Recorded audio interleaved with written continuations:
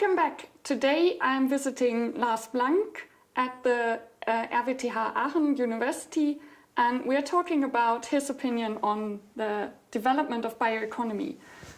Welcome and thanks for having me here. So I'm going to start with the same question I started with Harry. What was the first big steps towards a sustainable economy we made?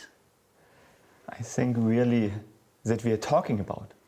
So we have seen it that political systems, countries, but also the EU have chosen a path to the bioeconomy, to the sustainable economy. We see it in South Korea, Green Growth Initiative.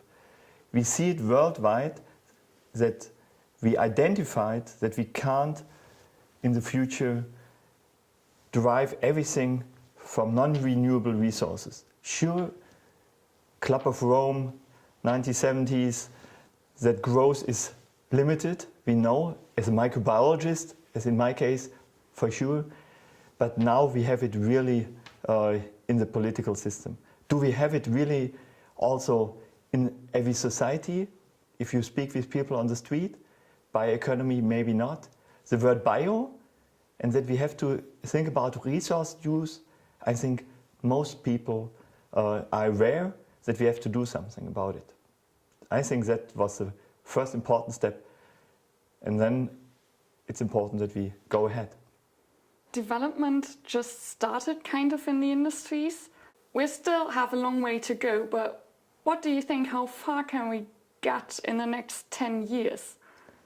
So I'm very optimistic that in the long run, we not only have to, because our other resources, so our fossil resources are limited, but we can also, if you make the energy, the mass balances, they fit, we have enough land, and we can change the chemistry, the chemical industry. We discussed a lot also about energy, but this is really on a different field, and we have alternatives. We have the possibility to produce energy and use it without using biomass. So let's talk about chemistry. I'm very optimistic that in the long run, but you ask about the next 10 years. And there we see that chemistry, depending on the region of the world, they have their own goals. And this is obviously included in the EU initiatives. But there we see at the most, let's say 20% of the chemical market in 2030, so roughly 10 years, to be from renewable resources. So there is a development, but the slope is maybe not as quick, as steep as we would wish. Do you think there will be like a big jump in the next years? Do you think there's something we will discover that will increase the speed of change? So we see that on development of new catalysts, microbes, but also other living plants, we have really technological shifts. I just mentioned one, CRISPR. This really allows genome editing, but we have other tools really speeding up, and it's just now coming into the place that everyone can use it and benefit from it. But I think that's not where we are limited. It's really we are up against the developed industry, where a lot of plants are paid for, and the substrate is cheap. So we have from crude oil to everything, in this room and everything we wear, we can produce everything to our pharmaceuticals.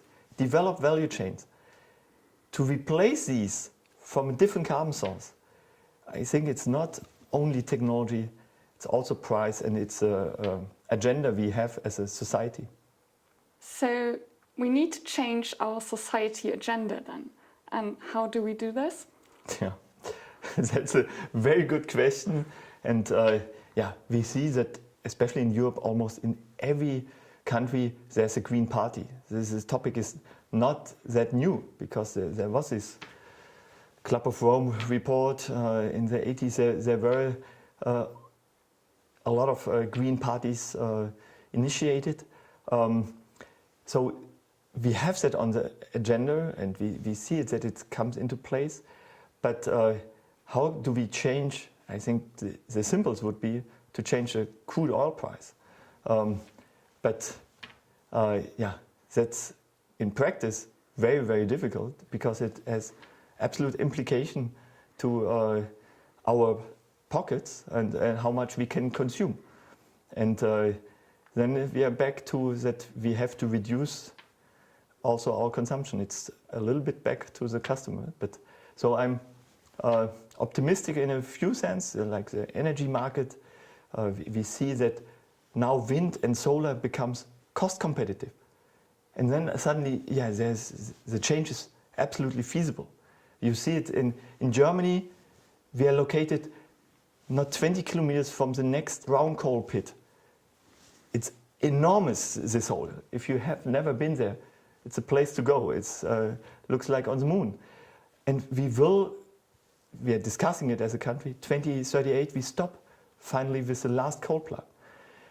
A lot of technology will come up, but it's really possible.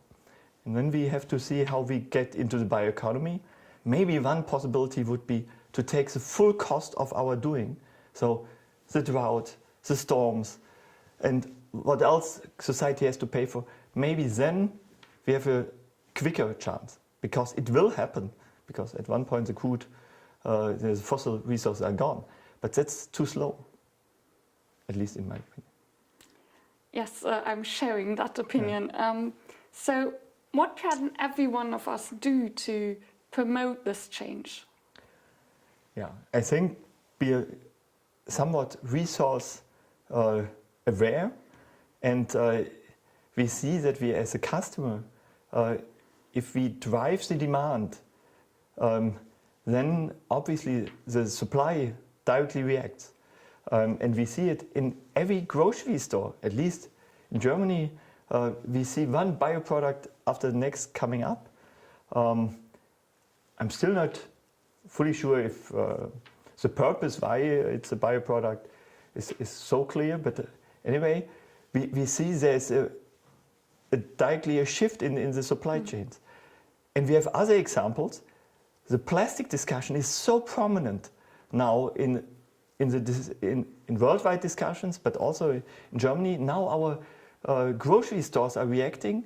They want to shift from one-way packages, which are made out of several different plastics, to monoplastics, which can be nicer recycled.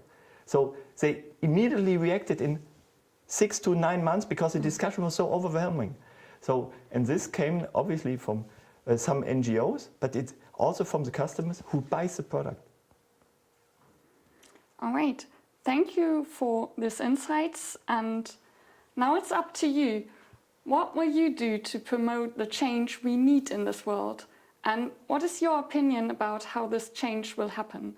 Tell us about this in the forum discussions, and thanks for your attention.